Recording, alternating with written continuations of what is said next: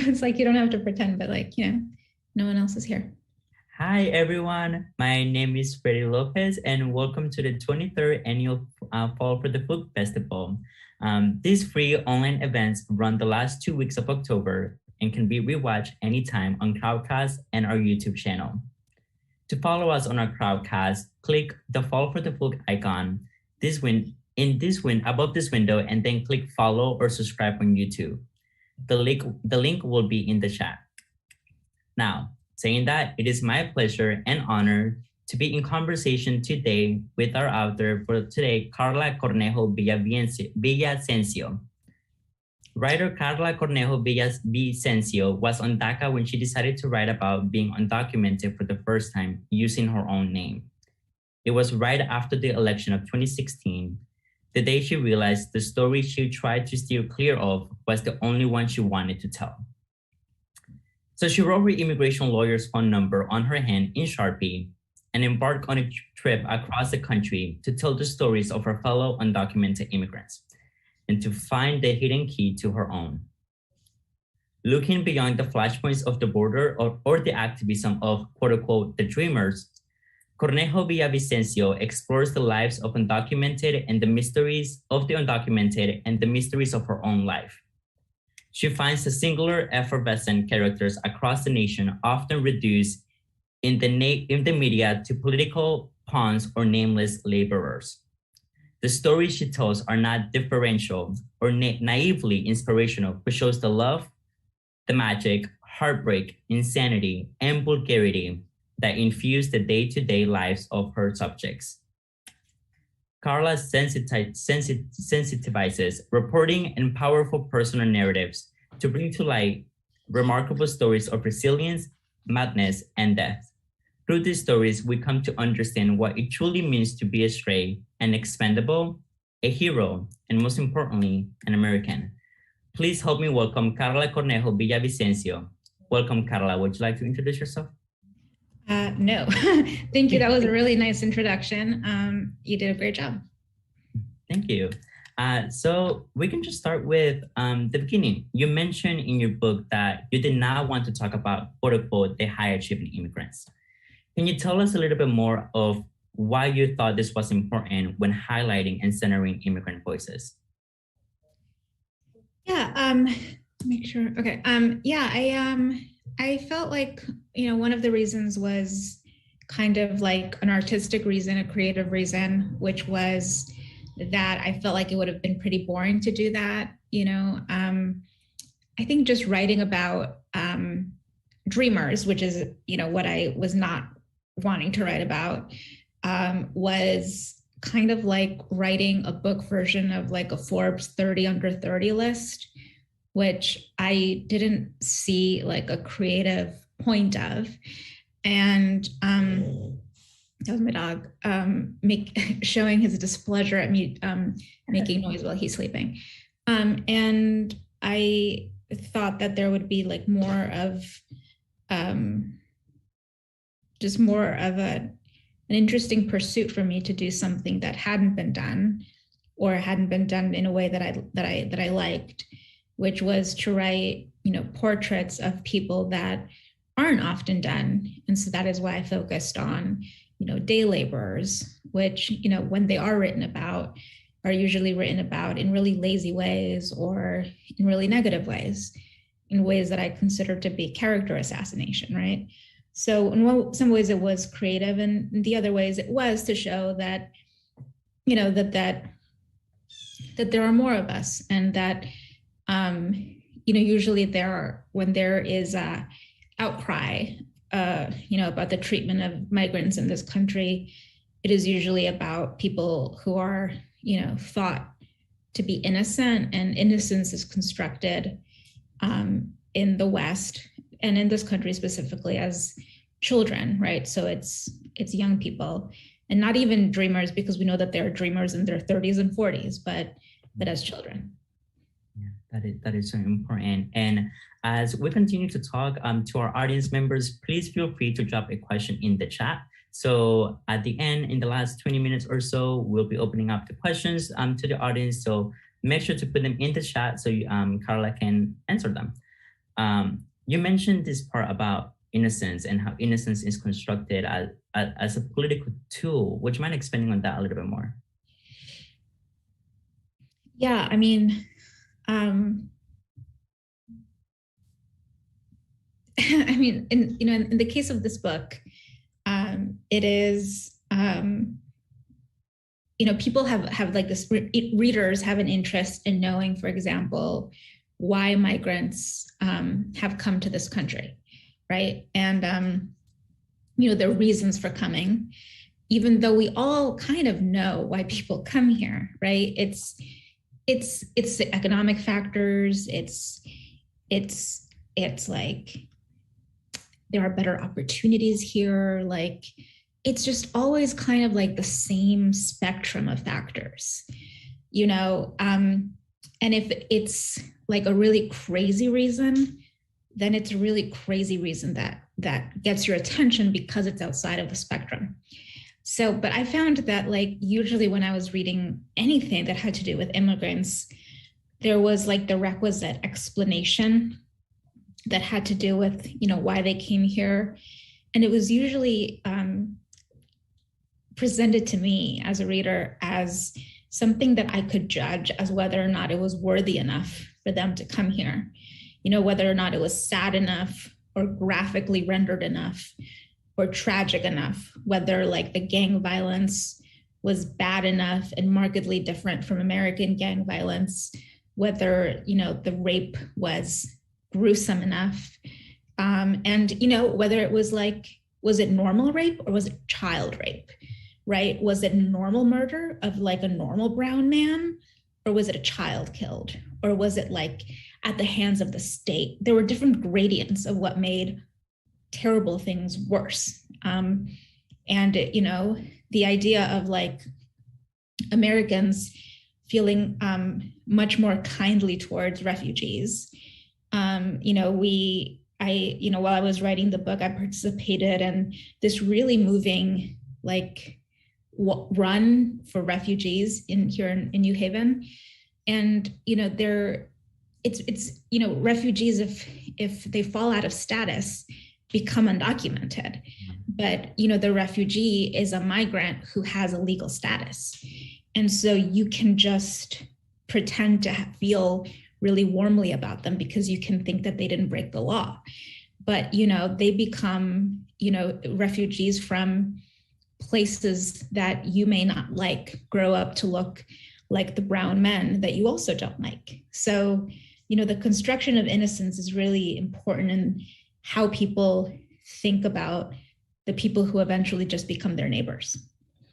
That is such an important factor too. And I think it just shows that the stories are much more complex than people really think. There are so many different factors that go into these experiences of these people, which leads into my second question, which is most often when people try to understand immigrant issues, they request immigrant stories in order to understand the experiences of immigrants. However, sometimes this impacts immigrants themselves as they are often asked to recount their trauma, especially when trying to meet this bar of innocence, right? So how does your book attempt to bring this issue to light? Well, here's something that I'm saying, like we say, entre nos, right? Because I can't see how many people are watching. I'll speak from what I did as an author and then as a public person who writes about, who makes a living out of writing in the first person, right? So when, as an author, I kept certain things away from readers, like I don't really have tales of border crossings, which is, I think, another thing readers are used to. Like crossing a desert is fucking hard, but they're still not satiated. They want story after story of border crossing. It's sort of like if you have a story about, with all due respect, a woman having a child, you don't need a description of the labor each time. Like you get a sense, right? But there's a story about a migrant. You need the border crossing story and how painful it was and how many people died and all these things. It's like, I get it, it's again back to how they earned their right to be a public charge and a nuisance and an animal and a rapist and all these things that they call us because they suffered in the desert, right? So one, I don't give that to them. There's a story of a man who crossed the desert and who had to climb up a mountain, but that is his story, and there's a point to that story. So there are some things that I don't give them. I don't give them, for example, any, and by them I mean readers, both readers who are Latino, readers who are Anglos, any kind of readers, no one. I don't give any kind of narrative of my time at Harvard because I'm a dreamer who went to Harvard and Yale, and that made me someone that people wanted to hear about. And I didn't describe Harvard and Yale at all, right? So that is something that I also did. And I also, for instance, didn't explain how grateful I was to anyone. I performed a kind of brattiness that I knew would make some people uncomfortable because I felt that I did have some things that allowed me to perform that. So that is, about the immigrant story. That's what I sort of performed as an author. In terms of like when I did a lot of interviews and stuff, I remember I got my green card while I was promoting the book, and somebody called me from like a major publication, not one I write for, but and was like, how did you feel when you were opening the envelope for your green card? And I was like, what makes you think that I would answer that question? Also, I'm a writer. If I was going to write, if I was going to talk about the experience of opening the envelope containing my green card, I would write about it. I would be paid for it. And it would be a byline that would further my career. I wouldn't just give like a sad line about how finally I knew myself or how finally I didn't know myself. And what so many of us who live in families that are mixed status or who are immigrants or whose parents are immigrants, we know that sometimes these things are so anticlimactic that it's kind of just like, I got these papers from immigration and we just go and watch TV. Yeah. And it's other people that make this our story, right? So those are the ways that I handle it. Chef kisses. Love the last point, because I think at the end of the day, these are just people. These are people with regular experiences that they don't want to be talking about this, and the example of the green card and the anticlimaticness to it is something that I find so interesting, just because I feel like people, when they're trying to advocate for immigrants and everything, they're like, if we get citizenship and everything, they portray themselves as like heroes of, we got this done. But okay, that still doesn't leave out the part of everything that you just went through to get that. So very important. And I just wanted to remind the audience again is to continue putting the questions in the chat as continue to talk with Karla, and then we're gonna shift it into the audience later on. So if you just join and you have a question for Karla, please put it in the chat, and then we'll get a chance to hear from her. So the location of where immigrants were play really such an important role into the kind of the issues and obstacles that immigrants face, especially in conservative areas. Can you tell us more about how these different locations help put together the narratives of the book and how you decide where you want it to go? Yeah, what part of the States did you grow up in? Virginia.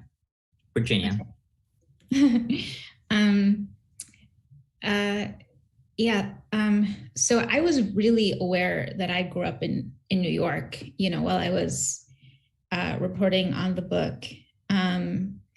And I felt, there's like the one part of me, when I walk through this world, first of all, I hadn't really gone anywhere before I was reporting on this book. So first, I just felt like I was seeing America. And I was just just as a New Yorker, forget about race or forget about citizenship or whatever. When I was traveling and I was in Michigan, I remember seeing tractors, and my partner's family is from Pennsylvania. And so I've seen tractors before. but I get very excited when I see tractors or cows, and that is not going to change. So it was just like I felt like I was discovering America, and people definitely tried to position this as like me finding myself through meeting other immigrants across America, and I was like, yeah, but I was just really happy to see like rural areas, but I wouldn't want to live there because I'm a New Yorker and I'm a snob. And like New Yorkers are definitely the type of people who, like, within 30 seconds of meeting you, will casually mention that they're from New York. So I'm self-aware of that. But what I noticed is that that the narrative of the American dream that I had grown up with is so much like a New York fantasy of like making it big in the big city. The Great Gatsby, which had so created for me a fantasy of the American dream, is about Long Island.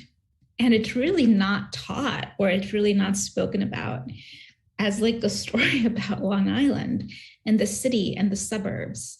And I just really thought that it was, the great American novel. And it just encapsulated like, so much about my father and so much about me, and maybe, but we were from Queens. And so there's this chapter which was hard to write because when you are one of the few people doing something, you know that you are representation. So you're like, should I be myself? Or do I want to be good representation for this group of people? And so in the Flint chapter, I talk about how I tried to tell like a bunch of young kids that I met there, you got to go to college. Like I can help you with your SATs. I'm going to talk to you about your college entrance essays. Do you want to be on Broadway? Like do you imagine seeing the big city lights and like the New York skyline? Like it'll change you. And then I was like, what am I doing? Like this is like propaganda. This is propaganda. And there's clearly something in me that was really latching on to this terror at the idea of not achieving social mobility in the way that I had defined it exactly in like the 4th grade.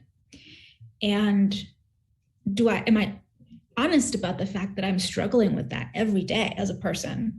Because I was like the first in my family to go to college, because I was the person who was going to get my family out of the hood and all of that. And so I was honest about it. I was like, it's something that influences my relationship with my little brother. It's something that influences my relationship with my readers, where I'm like, I know this isn't true, but I feel it because this is my trauma. And so around the States, it was more like there are different industries. There are different ways of making money. In New York, it's like media. In New York, it's like I could step out and take a subway and then write about theater. And it was sort of different. What like, I met these kids in Ohio where in order to go to the library, you have to walk miles in the snow.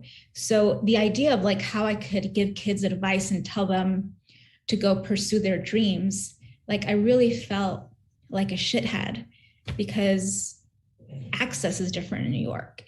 And so I learned a lot about my own limitations as someone who could give advice to young people. And I'm sure a lot of you in the audience know, when you're someone who has gotten out in any way, a lot of older people look to you to talk to younger kids. And sometimes you're just lost yourself. Yeah, that is important, especially for, there's this word conflict between, I'm an immigrant myself, and if you make it out, you do go get that degree and everything of, okay, like how do I hope pave the way for others, but then also how do I figure things out for myself too? So this tension, and that leads into my next question, which should answer a little bit, but the experience, what was the experience like for you as an immigrant yourself to write this book, and how did you identify, how did your identity impact the writing process itself? Well, you know, as that's an interesting question, or maybe I'm just interpreting it because, you know, of the way you're asking it. I was really proud of myself for getting a book deal, you know, and I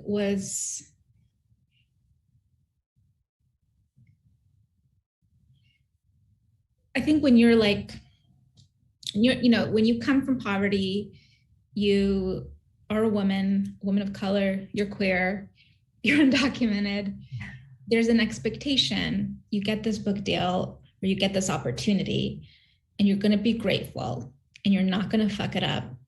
You're just going to be nice. You're just going to listen to everyone, and you're just not going to take any risks, and you're just going to do the thing, you know.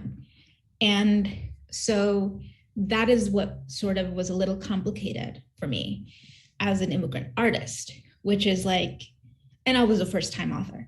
I wanted to experiment. I wanted to do things that were a little risky. I wanted to experiment with genre. I wanted to, you know, throw all these things at the wall and see if it could work. I wanted to do things differently than it had done before. And I didn't know if anyone would like it. I also didn't know if anyone would buy it. And when you are all these things, right, it's hard, it's easier to play it safe. And there's not a lot of support in the industry for you to experiment. Mm-hmm. Luckily, my book ended up being published by my now editor, Chris Jackson, who gave me that freedom to experiment. But we were all surprised that the book was embraced by the readers that it was embraced by, who were like, yeah, we've been waiting for something that was, you know, a little bit more honest than what we're used to. And I think that is really important for like publishers to know, that people don't really like, you know how like when you're a kid and like adults are, you know, our parents are fighting, but they don't want to know that you're fighting. So they're like talking as if though we can't understand what they're saying. Like that doesn't feel good. And I feel like a lot of literature about like immigrants kind of does that, where it's like, we're all mad and we're all sad and we're all really fucked up, but they're all saying things as if though that's not true. They're all like, I really feel comfortable in my brown skin. It reminds me of my abuelita, and I love my mom. And I'm like, am I crazy? Like, am I the only one that's drinking? Like, yeah. You know? And so I feel like now, at least we're all like, yes, we're all crazy, you know? Yeah, no, it's true. It is so true. So again, audience members, please continue to put your questions in the chat. I'll start asking some of them that we have received. The first one I have here is, what were the biggest challenges writing this book, since it's such a national issue, but also personal to you?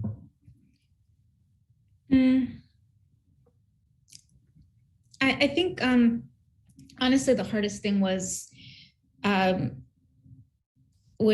just staying sane and mentally healthy, because it was a national thing and it was personal, right? So it was like something that I lived in my life with something that was in the news. And so I had no boundaries with work life and real life. And so I would like have Google alerts on ICE agent and undocumented immigrant. And it was like, also it was affecting my life in real, like there was like, you know, there would be raids that I'd hear about and like text my parents and be like, where are you? And so it was, you know, it makes you insane. And now I feel like I am like, there's either chaos in my work or chaos in my life. And like I'm taking a break from writing about immigration, and I'm like writing a novel, and I feel like you have to kind of choose sometimes. Thank you for that. Somebody asked, are there any stories that didn't make it into the book? Yeah, some stories were just didn't fit for, creative reasons, but there are a couple of stories that were like super specific. And because it's like by region and stuff, there were, I couldn't include them because even with the names changed and with identities changed and all that, they were like so specific that you would have been able to figure out who they were, not like the exact individuals, but like the group of people or like the town or the people that they were about. And it could have led to like, people getting fired, or I did not want to mess with people's livelihoods. So, it's really for those reasons, or like for not naming abuse victims, things like that, that I kept stories out. Immigration issues have changed so much even since the book came out. What do you think is the biggest issue facing undocumented immigrants today, and what can other Americans be doing to support them? I don't know. I don't really keep up with the news anymore. I honestly keep up with the news as it relates to my parents or to people that I know. But honestly, I would think that what affects undocumented immigrants is probably what affects, people of color, what affects poor people, what affects women, what affects like, abortions, minimum wage,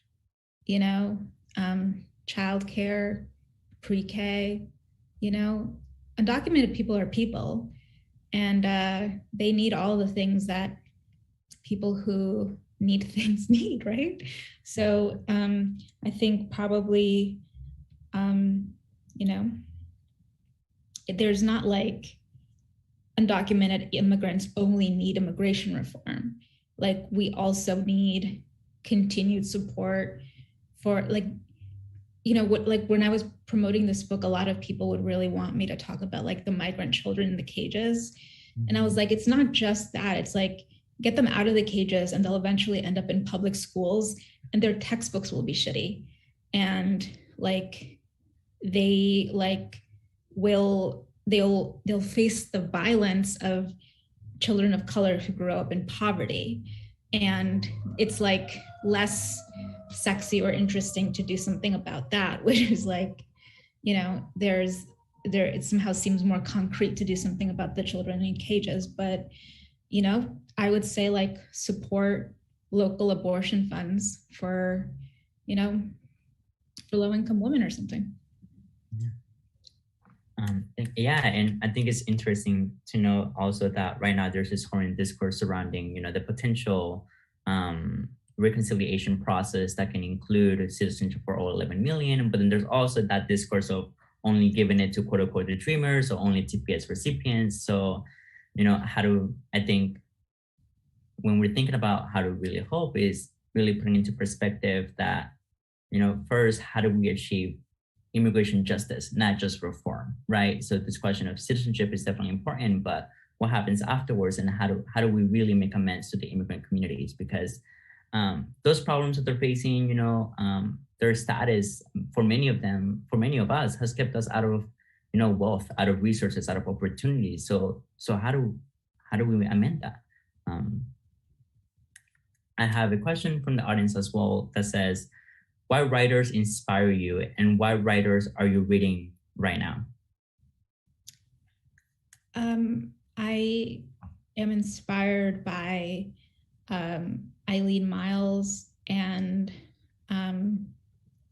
Jenny Zhang and Jamaica Kincaid and Jonathan Franzen. And right now, I actually don't really like to read books while I'm writing, and I'm like working on my novel right now, because I get jealous. And because I'm like, if they're like better than me, which of course, they probably are, because that's why I'm reading them, I'll just get like really upset, and I'll be like, who even am I, or like what even is a novel, and like there's no point in me writing. But if they're like less good than I am, but it's gotten more attention than me. I've been like what the fuck, like, you know, so there's no winning. So if I'm going to read, it's going to be read by, like, I'm reading something by someone that's dead. So the last thing that I read was The Insufferable Gaucho by Roberto Bolaño, rest in peace. I love that, actually.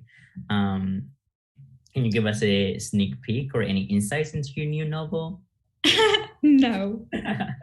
Understandable. I know, you know, across Virginia, especially at George Mason University and Northern Virginia Community College, there's a substantial number of undocumented students on our campuses. What message would you like to share with our undocumented college students?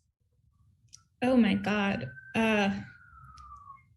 I'm, you know, if you read the book, there's like a teen in the book who at the time of the, you know, in the book's timeline is 13 and she's now 16.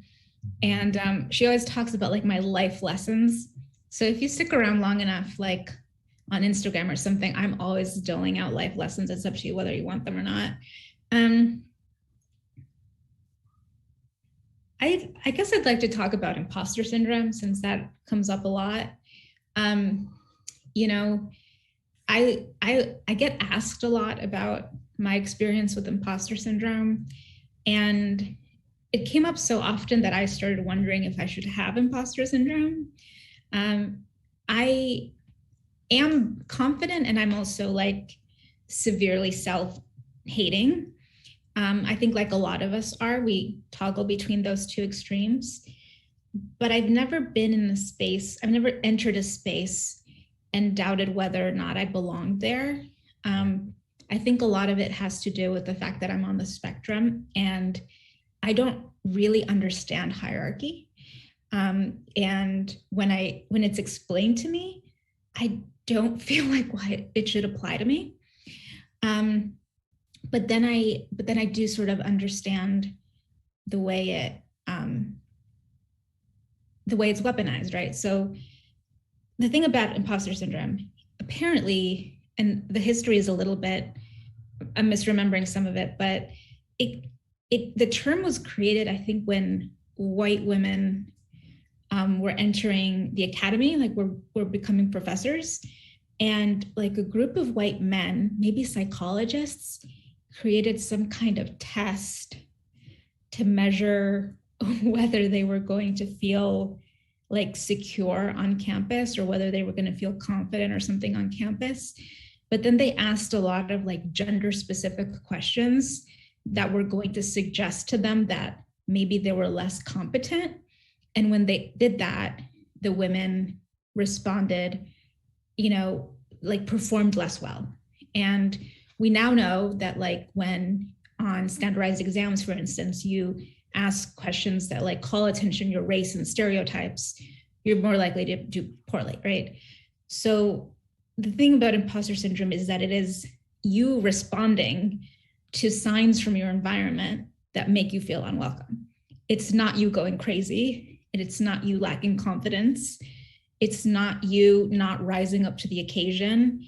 It's like you just responding to people being unfriendly, to people giving you bad vibes, to an environment that feels chilly or demanding, or maybe you feel lonely. Maybe you're depressed. Maybe you're not feeding yourself. You know, like I sometimes famously forget to eat and start drinking Soylent.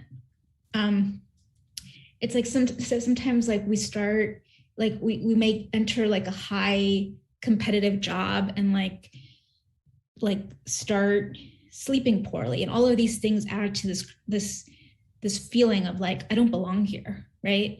And you blame yourself, and you think there's something with you, that because you're like a woman or a person of color, or you know, children, or because you come from a lower income background, like there's you don't think you belong here, and there's something like wrong with you.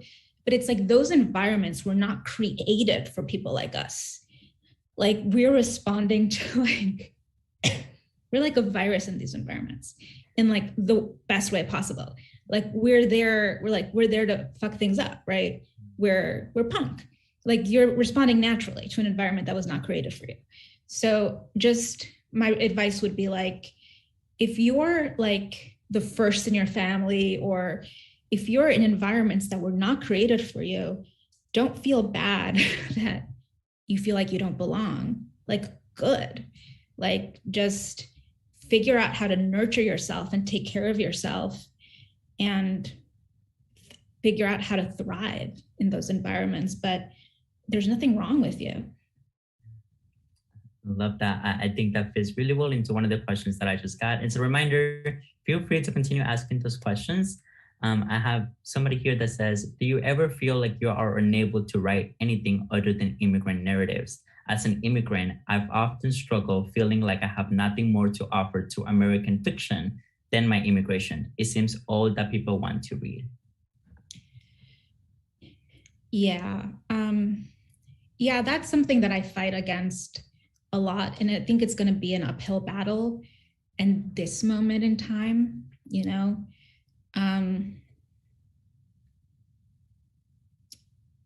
Like I said, I'm lucky to work with an editor who, allows me to experiment. And I also have enough experience now and like enough of a relationship with publications and editors where I can pitch stories that are about other things, and where like my voice is and my reporting are something that they want, and so then the story can be something different. So it is a position of privilege because they probably, it's something like from young women of color, they probably want, stories that are autobiographical. From a lot of people of color, they want stories about trauma. For a lot of those of us who are immigrant, they want immigration stories. By they, I mean the public, right? Because they see us as as storytellers whose stories are meant to educate them. Yeah. And you have to say no, but make sure you're in the ability to do that. I turn down stories. This past year, I've turned down stories where it would have been harmful for me, for my mental health, and to work on them, and I couldn't, and so I've turned them down, and I've been like, am I burning bridges? Like, am I burning bridges with this publication? This is like a really good story, but it's been like super immigration reporting, and I'm like, I'm a creative writer. Like, I want to work on this novel, and I sort of feel like if I not only turn this down, but then pitch something else, and then talk about how important it is for me to move away from immigration writing, I am doing it for like the writers who come after us, to make it easier for them to not just have to write about themselves.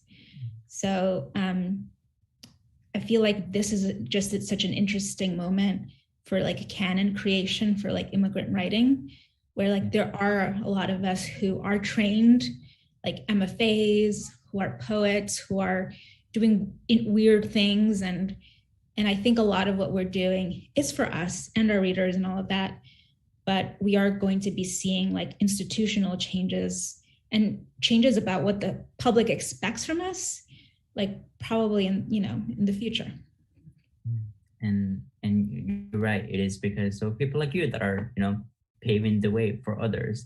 So thank you for your work, and really I read it and was blown away because I was so happy to finally hear that voice of saying, no, like this is actually what the undocumented experience it is, and I'm not gonna sugarcoat it for you. So if you haven't bought the Undocumented Americans, click on the green button and make sure to purchase it today. It is an amazing book, really. Somebody asked, you mentioned earlier that you intentionally use perform brattiness in your book. Could you explain a bit more about how you did that? Kind of like how a rapper does it, right? Like rappers are confident. You have to be confident to move through the world as an artist, I think. But I have a friend who's an actor, and she said that her job is to like provide a mood, and I feel like, yeah, my job also as a writer is to who writes in such a visceral way is to provide moods for people. And I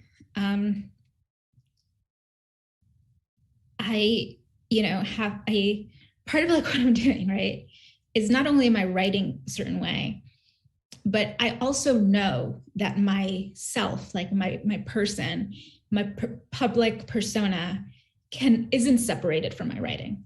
I can cry and fight and throw a fit, but it's never going to be separated from my writing. And also I write in the first person. And part of what I'm doing, right, is like writing, by immigrants, about immigrants, can be experimental, can be vulgar, can be funny, can be dark, can be all these things.